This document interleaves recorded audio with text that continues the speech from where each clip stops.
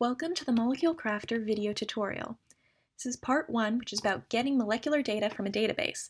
So, to start creating your custom molecular model kit, you will need to get the molecular data for the structure that you want to model. We can find that sort of data in an online database like the RCSB Protein Databank.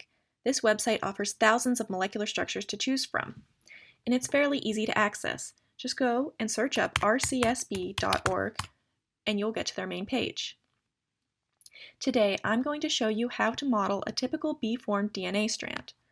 All of the molecules in the protein databank have their own unique identifying 4-digit PDB code. If you read a paper that references a molecular structure, its PDB code is often given. This is how I know that the DNA segment I want to work with has the PDB code 1BNA. If I type that code into the search bar, then I'm taken to the page that references the structure that I want.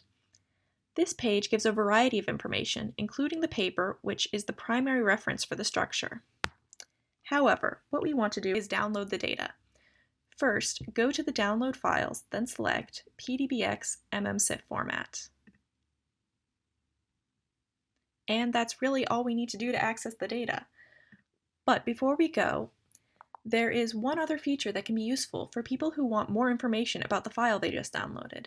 If we go to Display Files and then we click MMSIF Format, this will take us to a page that shows us what the file we just downloaded looks like and how it's organized.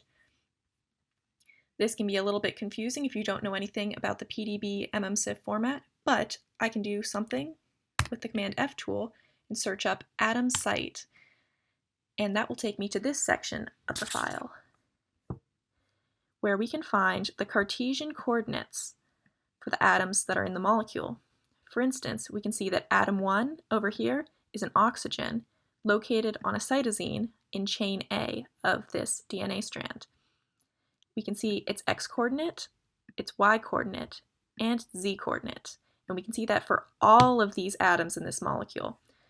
These columns of data here are what we are eventually going to be using to model our molecules later on in the process. And that's all for step 1 of our tutorial. Up next, we will be discussing viewing our downloaded file in Chimera X.